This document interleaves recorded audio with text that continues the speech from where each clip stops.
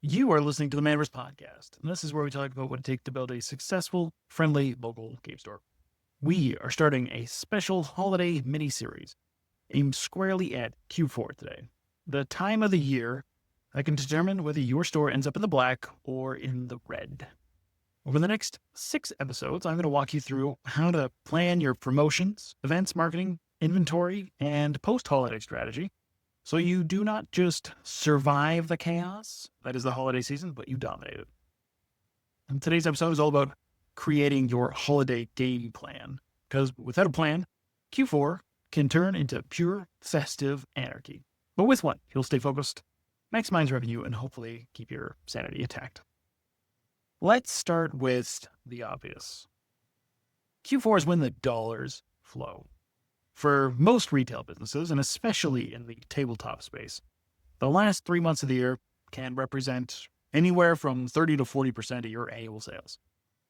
Between Black Friday, holiday gift giving, and all the big releases, this is your chance to capture new customers, re-engage the lapsed ones, and deepen loyalty with the regulars. And this is the key, the stores that do really well in Q4 are going to be the ones that plan ahead, not the ones that just wing it and hope foot traffic shows up. You'll get some benefit for sure, but why not put a little bit of planning in place now so that you can maximize the benefit from the natural desire for shopping awesome, cool, fun products leading up for the next 3 months. So the first step, we need to figure out where you are right now. Before we do any sort of planning, you need to know where you are at the moment. We know that holiday shopping at the end of the year is going to be huge for your store. But before we start picking tactics and sketching out promotions, we need to take a little bit of time to figure out where you're starting off. The best way to do that is with a really quick audit, 20, 30 minutes, and these 3 relatively simple questions. The first one is, what is your realistic revenue target for Q4? Good approach would be to break it down by the month and then check out your year-over-year data if you do have it. For example, if you did $150,000 for Q4 last year, maybe $180,000 would be a reasonable target. A 20% increase could be good. If the rest of your year has been huge and you've been up quite a bit, maybe set the target a little bit higher based off of your data so far. If this is your first year going through the holiday rush, first off, good luck. But secondly, take a look at your monthly sales so far this year and then just project out a number that you'd be happy with. As part of setting the sales goal, and this is a good idea, is to evaluate your operation and what a higher number in sales total looks like for day-to-day activities and the employees and time and all of the resources that you need to bring to bear in order to sell those products and bring in that revenue. If you get double or triple the footfall in online sales during the last 2 months of the year, will those people be able to find the games and products they're looking for? In other words, do you have enough supply, or will stockouts prevent people from buying in the first place? And let's assume that they could find the products that they're shopping for. Can they check out in a fast and friendly, efficient way? Will your shipping department be able to handle the extra flow through without delays or problems or supply shortages and things like that? Going over this mental process will help you identify what kinds of bottlenecks might pop up with increased sales, and then hopefully you'll be able to mitigate those risks now rather than finding out that you're going to have a problem in the moment. So the first step is set your sales goal, figure out what you want to do for Q4, and then we're going to work our way backwards from that. The second question is, what is on your calendar? What do the next 90 days look like for your store in terms of events and releases and promotions, and pre-releases and RCQs and whatever else is happening? Are there any super hot products that are coming out that you should be planning for? Make sure those are on the calendar as well, so you can see these are things that we need to be ready for the launch of. But do you have any unique or interesting events to anchor promotions around and pull some content from, which we're going to talk about in a little bit? The third question is evaluating your marketing channels and asking, I guess this is really a series of questions. How is your list looking? Do you have an engaged email audience? Are you posting social media consistently, or have your posts been sporadic? Are you running ads in your local area for Meta and Google? Just having a baseline understanding of what you're doing in terms of marketing right now, where are you spending money, where are you spending time, where are you spending energy, and how much extra capacity, how much extra effort could you throw in there to really maximize the fact that people are looking. And they're in their buying mood. So having your store show up in front of them when they're ready to start shopping for presents for their family, that's how you capitalize and maximize the exposure for your store. So even just writing these down will give you some clarity. You'll know where you'll have to focus first. And it doesn't have to be perfect. It doesn't have to have 100% accurate data. It just needs to somewhat capture your situation as a starting point to understand what you have going on right now, just so you know what to need to add to the mix over the next couple of weeks. So the audit is the first real big area, figuring out where you are right now so that we can kind of figure out where you want to go and how to get there over the next 90 days leading up into the holidays. So what are we actually going to do for this game plan? What are the things that we can actually make use of to grow your business, get more sales, get more customers, do all that fun stuff? So from my experience, there's really 3 areas that we're going to break down that your holiday plan should revolve around. And the first one, which is probably the most obvious, are promotions, things, offers, reasons to buy, reasons to spend with your store. Most consumers expect some sort of deal, but you must design them so they don't erode your margins too much. Razor thin margins are not the path to a sustainable, successful, fun, stress-free game business, which we have advocated many times for on this podcast. We do not want to go down to that race to the bottom that everybody knows so well. We would like to avoid that trap. But that doesn't mean that you should be allergic to creating compelling offers that get people to take their wallet out and give you their money today or tomorrow or next week, whatever. But there are some types of offers that you can put together for the holiday season, and they can be mixed and matched depending on your market. The point is to try a bunch out and measure your results to see what works for your store. The first one that we can look at is the bundle.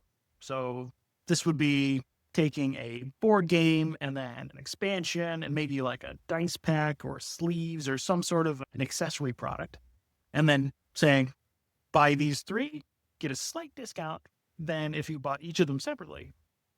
And this is an example of the would you like fries with that offer, right? McDonald's is famous for the would you like fries with that ability to grow their business. The amount of money that McDonald's makes on the hamburger is minuscule compared to the amount of profit margin off of the fries. So a lot of where their total profit comes from is in the additional sale, the upsell, the bundle sale of adding fries, adding the Coke to the meal, that sort of thing. That's where most of the money is made. It's not made on the Big Mac per se. It's made on the accessories and the tools and the paints and the whatever around the game that you're facilitating. You can create a great bundle product and sell way more additional or generate way more sales by creating a really cool set of bundle offers for the holiday season. I'd also make gift giving even easier for people who are not in the know. If they aren't hobbyists themselves and they don't know exactly what they're looking for, saying, well, here's the army kit, here's the paint set that they need for the army kit, here's the terrain to get them started, here's a whole thing that you can give to little Timmy that will get him started in, whatever the miniature game or war game or whatever it is. There's all sorts of ways that you can package something, package a variety of things that you do sell already, put them into a nice little bundle, and then put them in front of somebody and sell it to them in a way that will increase the average ticket size that you have, increase the amount of money that someone is spending with you, and also making them happier because you're solving a problem that they do have of giving them everything that they need all in one nice little package with a bow on it. Bundles are their own whole category of promotions, and there's a near infinite number of variations, so you can get really creative here. I would put custom CCG packs or instant collections and things like that as bundle type offers. And I definitely recommend giving those a try since virtually everybody's in the CCG business at this point. It is entirely possible to take less desirable or slow moving items, package them up as something special and different, and then turn them into a nice source of revenue and sales. So that's bundles. The second big offer type is gift card bonuses or store credit offers. Buy a $50 gift card, get $10 in bonus store credit. This is a great way to generate cash flow. Now you get the money for the credit card immediately, but you're also ensuring future foot traffic. And you can even give it a nice little gift-giving spin to play up with the holidays. Give a gift card for Timmy, and you get $10 for yourself. Everyone wins, that kind of thing. Another variation could be something along the lines of spend now, get money later. Spend $100 in the month of November, get $10 in credit for the month of December. That kind of promo is great for incentivizing new customers to come in and shop at your store for the first time, but it also gives them a really good incentive to come and shop with you again the second time leading up into the holidays. This would be a way of generating that second visit, which is so important into turning a customer into a repeat buyer and hopefully a lifetime customer down the road. So that is gift cards, store credit bonuses. You can figure out what those numbers look like in order for them to make sense for your store, how much margin you're willing to give up in order to generate that sale. All of that's up to you. Figure out what's comfortable and also what is exciting and finding a balance between the two. The third type is a variation of this, loyalty boosts or point multipliers.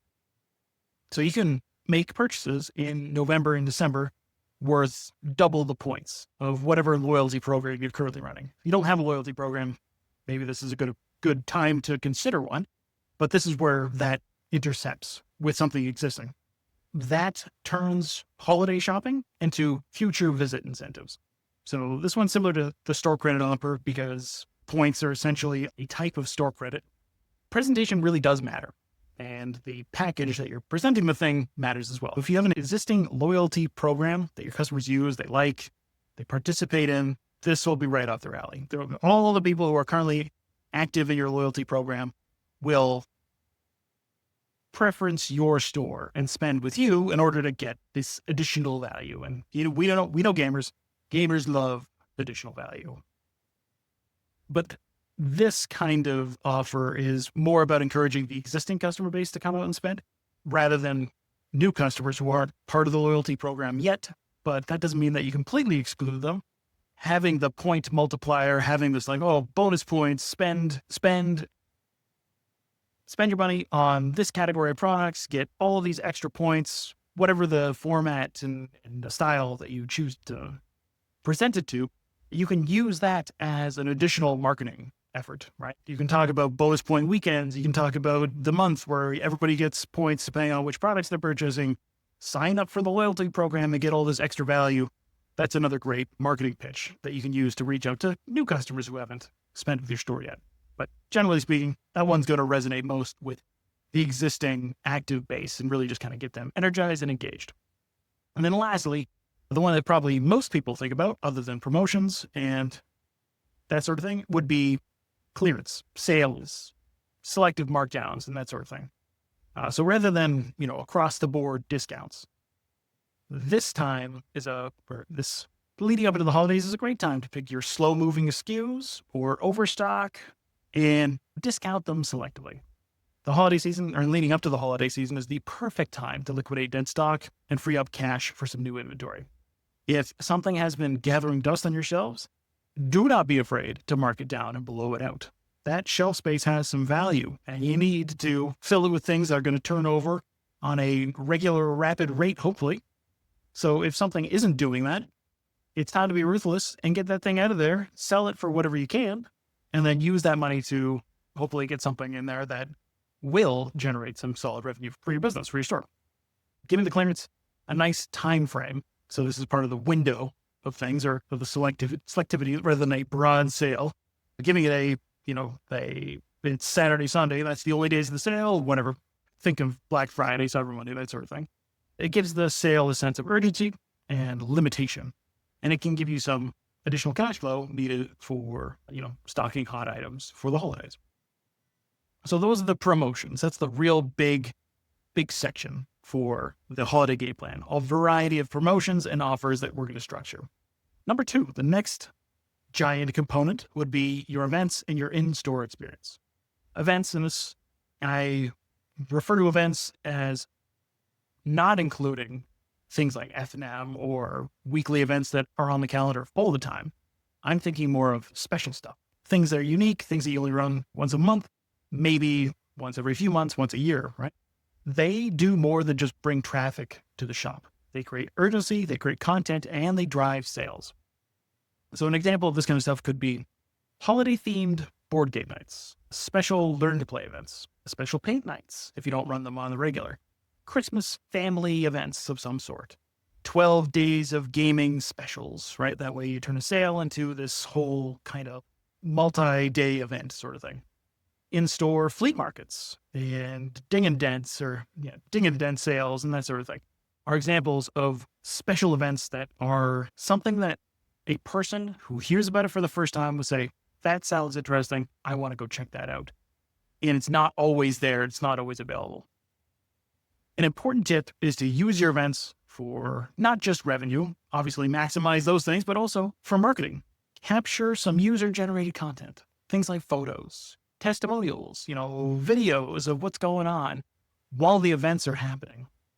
You can live stream, you can post stories, you can tease the cool things that are happening in your store so that other people who aren't there right now can get excited for them. There's so much you could use events for that store owners could maximize and really leverage beyond just the experience of the people in the store.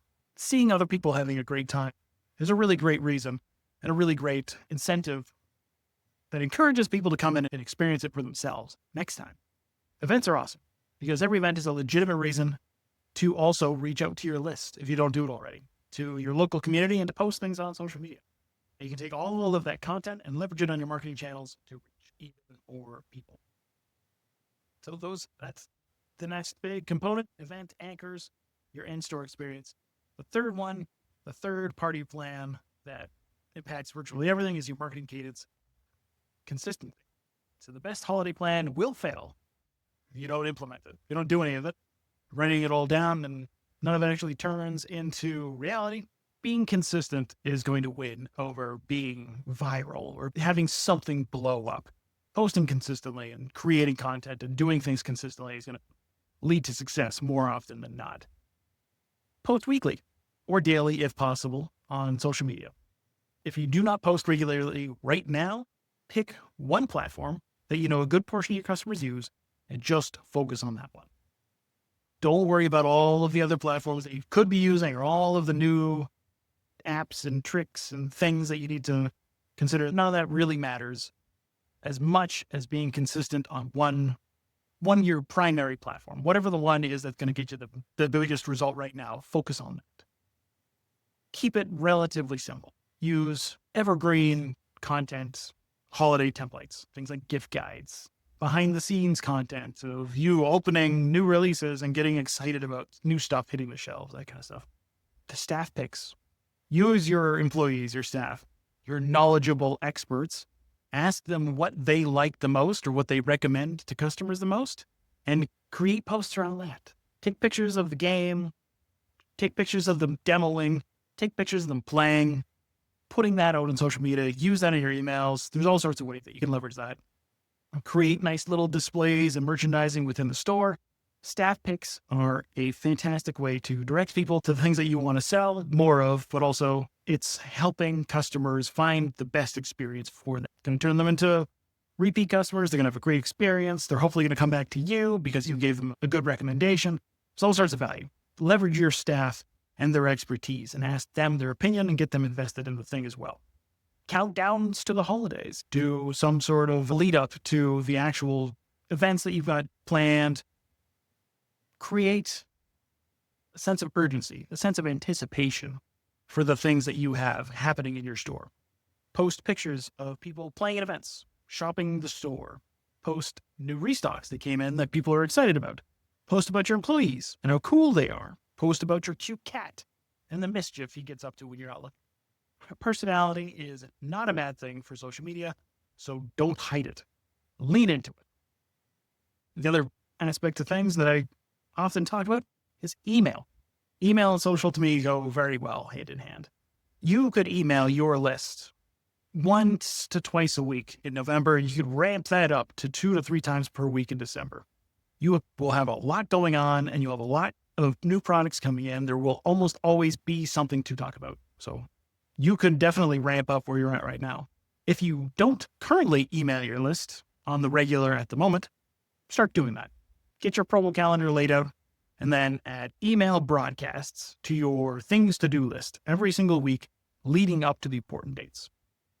Once you get into the habit of writing emails, and I know this is the challenge that most of my clients have experienced and most of the game stores that I talk to, is that just writing something on a regular basis is a challenge. You've got so many things to do and so many people to manage and all kinds of stuff happening that just sitting down to write a message to people just feels daunting. But once you get into the habit of just writing a message down and getting through the process, it'll just be another thing that you do that you send out the door and then brings in people to your shop, brings in people to your website, and brings in sales.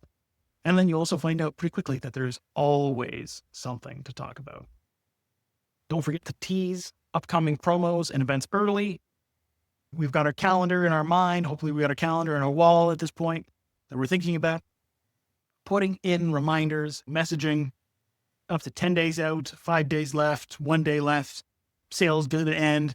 Putting these things on the calendar so you know when they need to get done, when they need to get scheduled out, all of that stuff.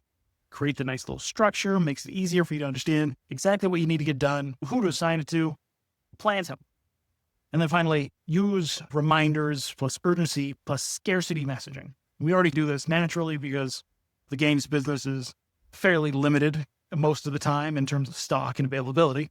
Being upfront with that when it's real and you actually do have limited amounts of stock available are great reasons for people to come buy. Limited bundles available, only 5 left, offer ends on midnight.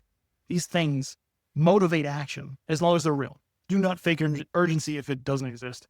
But when it does exist, use it. And then lastly, the bonus tip is to gamify your holiday marketing. In retail and other sectors, gamified experiences have shown to perform very well. One example of this is Klarna. They did something called the Gift Factory holiday campaign, where they had a technology platform to get this done. They had it so that users played a branded minigame to unlock coupon codes that drove engagement and conversions. And their conversion rate on this campaign was above 40%, which is a lot of people taking an action, like actually buying something based off of your gamified gift code deal. So instead of just giving somebody a coupon code, maybe you have them, I don't know, play a little game of Tetris on your website or something like that, or solve some sort of a puzzle or spin the wheel, like that kind of thing. You could adapt something similar for your store. You have a scratch off coupons, the spin to win holiday discount, or roll a D20, see what percentage you get off in store off your purchase for certain times of the day or certain days of the week or whatever. Or you could do like a scavenger hunt. There's all sorts of ways to work in the game essence into your promotion that gets people involved. It's part of the fun. It's part of the experience. Brainstorm some ways that you can gamify the kinds of promotions and offers that you're considering. And you will probably find that they'll have a way better take rate than if you were just handing out discounts to people or something along those lines. Here's some quick mistakes to watch out for, that some pitfalls that store owners often frequently run into. Over discounting across the board. This one seems pretty obvious, but if you reduce your margins too much, you will need an absurd volume just to break even. Do not kill yourself trying to make sales.